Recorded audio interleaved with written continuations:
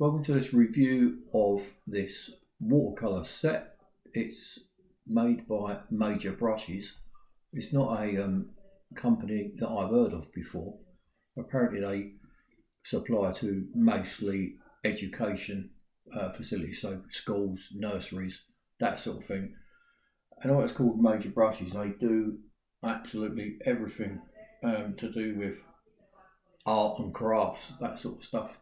And I'll leave their website in the description below for you to have a look at. It's quite vast what they actually sell, to be honest. Now, they did send me a few samples of their stuff, and this is I think it's probably like their middle of the range watercolour sets they do, although this is the largest one. This one's got 36. They call it blocks, but all I've been used to before, my first watercolour set was a Cotman set, which was pans, and then I bought some tubes. So I've used to tubes and pans, but these are blocks, which I've not used to yet. I'm using one of their brushes. This is a synthetic sable, and it's quite firm.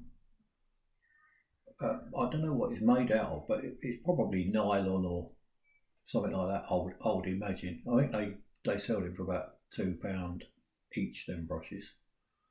A lot of their brushes are less than £1, and then obviously they got to some of the dearer ones, but I don't know what the dearer ones are. I've not actually got any of them. These are the colours, the 36 colours. As you can see there's white and going up to black and everything in between. I'm going to be painting, or I'm going to do a swatch first, like everyone seems to do. It's all about doing swatches, and then at the end I'm going to do a little time lapse of if you can do a painting out of them or not, as the case may be. So that's what I tend to do. I don't just do swatching, because swatching, as much as I like swatching like everybody else, you just don't really know what it's like until you do a picture. So I'm spraying this set down like you would pans, because I've never had a block. I don't actually know what's the right way of doing it. So I'm going to paint. This is roughly what I'm going to do. So this was what I did with a Cotman set some time ago. And this is my old Cotman set, which was my very first set. Now I've probably added a few colours to that since. But then I do like a bit of a swatch, and then to the right of that I'll do a bit of a picture just to get an idea really what it's like. And it's all done in this sea white of Brighton Sketchbook. This is the set I use most of the time, and that's got Winsor & Newton Cotman. It's got some professionals in there, some Rowney artists, and Rosa Gallery mostly in there. So I thought I'd give it a little couple of minutes just for that to settle in. This is what I did on my newer palette. So sort of a little bit of a picture there, and a little swatch there. Just a few little sketches I like doing. So this is what I'm going to do it in.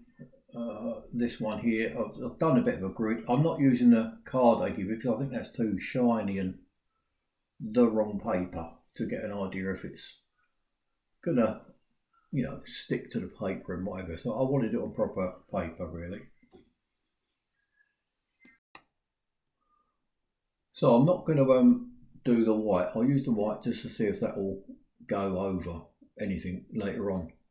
White's just going to be a mixing colour anyway. So the first colour is lemon yellow. Now because I've not used these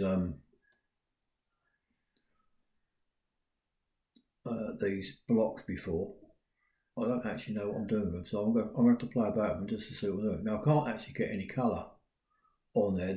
It's just sitting on top of the paper there. It feels far too diluted, but it's one of them I'm going to have to just see how I go with it. So the next colour is fluorescent yellow. There's a few fluorescent colours in this. and I've never tried a fluorescent colour before. I'm just trying to mop some of the water that's sitting on top of the blocks here, trying to get some. It's as though there's just something wrong with the pigments, but it's like it may well be me. So I'm gonna just persevere with it and just see if I can mess about a little bit. Because at the moment there's a bit of, it's like the water's just sitting on the paper. It's not sinking in at all, and it's just sitting there. I'm not really sure what it's all about. I think wetting it is probably a mistake, so I'm just going to dry that off now. There's far too much surface water on there, so it's probably one of them things that, because I'm not used to a block, I've never used a block. I've obviously got too much water in it, and it's just sitting there. So that's definitely not the way to go. So I'm just, as you can see, I'm drying it off. So back to it. This one is brilliant yellow next. Obviously you can see I'm still mucking about with trying to get the right amount of water. Now I've dried that off, hopefully it will start going better. That's better.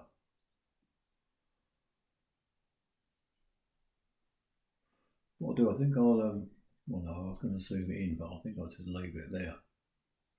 Now it seems to be still pooling on the paper. But as I say, it's because well, I don't know if it's the paint or whether it's me, because I've never used these things before, but I'm going to keep going and see how we get on. So the next one is what's this? Gamboge, this one. Now the colour doesn't seem too bad, but it just seems to be either a lack of pigment or,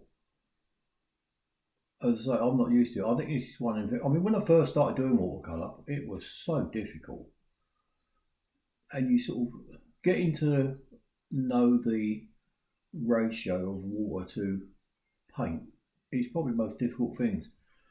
What colour have we got now? This one is fluorescent orange, which is, I've never used a fluorescent colour before.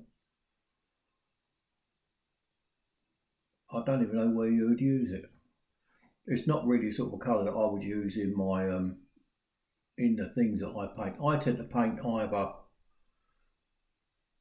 cats and dogs, cows, that sort of thing, animals if you like, or landscapes.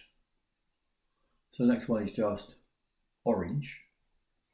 And I think what I'll do, I'm now gonna go fast forward with this, and I'll just sort of do it on a bit of a time lapse, but you'll see as I go on how I go on. But I'll speed it up because this will go on far too long otherwise.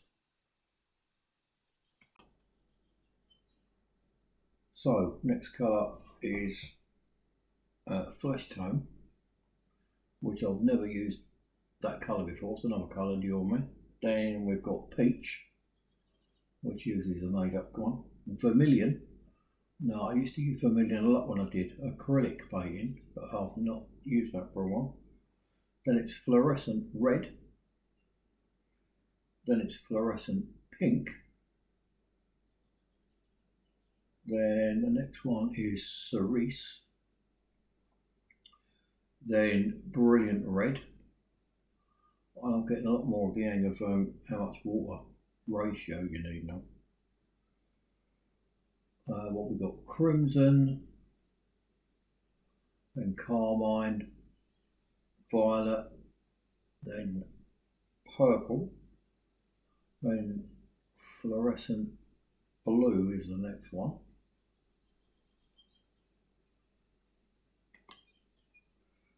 After fluorescent blue, it is shamrock. As you can see there, I'm wiping it off, the water off on a little bit of toilet roll, whatever it is, just to try and control the water better. So that was obviously cobalt blue, then ultramarine, then Prussian blue, followed by turquoise. Then we've got hooker's green, then deep green, which is quite a nice colour, then brilliant green. Then we've got leaf green, then pale green, which doesn't seem to be very pale to me. Then another fluorescent colour, fluorescent green. Then burnt umber, which looks quite coppery, I think, the burnt umber. And then burnt sienna. Then yellow ochre.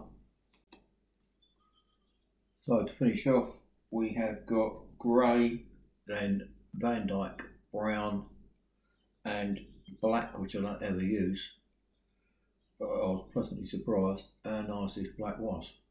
Something I may well be using in the future, I think. So to finish off down the bottom, I'm just going to try and blend a couple of colours here. So that'll be Prussian blue and carmine, obviously with a bit of purple in the middle. So onto a little painting. Now, as you can see, the light's not brilliant there. The sun was shining in through the window, but as you can see,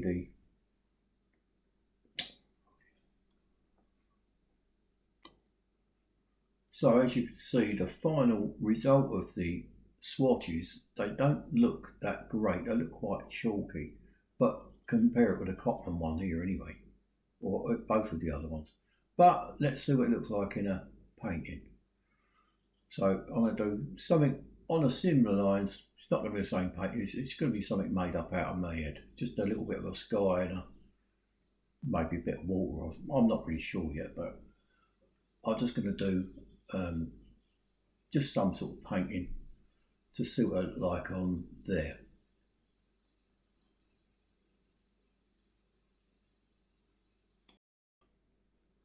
So I'm going to be using a 3/4 inch flat brush, the little major pointed number 10, the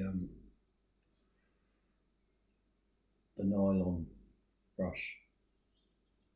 I want to see if you can lift out this paint as well. So I was going to do a bit of a wet of the sky. I'll just chuck a bit of blue in the sky and a bit of maybe hill or mountain or something. Not really sure yet. I don't actually use the lid. I've not used the lid to mix the paint up. I'm just going to go straight into the little blocks here and use a bit of colour out of there, and then just see roughly what it looks like. So I'm going to be doing a little bit of wet in wet, a bit of dry. So a couple of the obviously just the normal things you would do with a little bit of a watercolour sketch painting type. I mean, this is a 350 GSM watercolour. I think it's just a sketchbook. It's made by Seawhite of Brighton. It's called a plein air sketchbook, but it's not cotton or anything, so it's nothing fancy. So I'll just use a few different colours here just to give a bit of variation in the sky, and that light is coming across through the window again. I seem to have a bit of trouble doing this. Hopefully you'll be able to see it as we go through.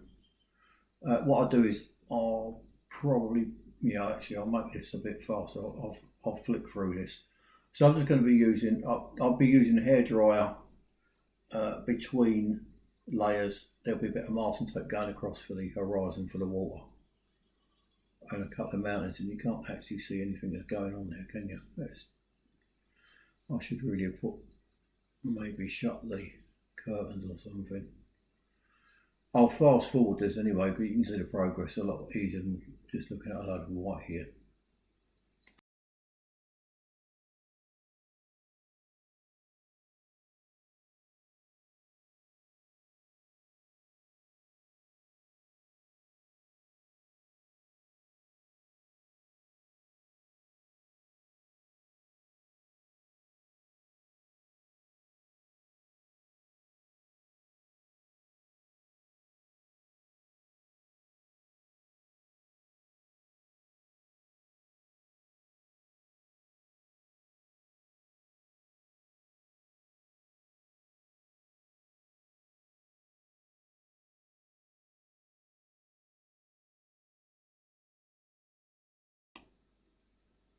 Now I'm purposely doing this in a really dark colour. I'm using the black because I want to see if I can just take a bit of paint out of it to give the impression of like a little couple of sailing boats or something or other.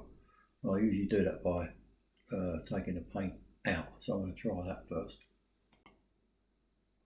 Right, so lifting out is not working, so that paint, I can't seem to lift that out, so I'll have to try with the white paint that it comes with, just to see if that will actually cover in, and it's not really working either, so I'm going to have to resort to using a little tube of white I've already got, Crayola or something like that, which is a shame, but it doesn't really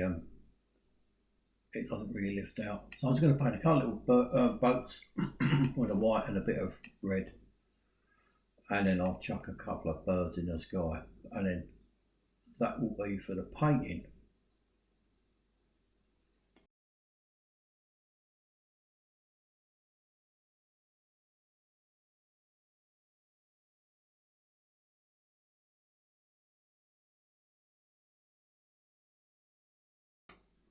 So, in summary, the swatches came out quite dull and lifeless really, but can you do a painting with it?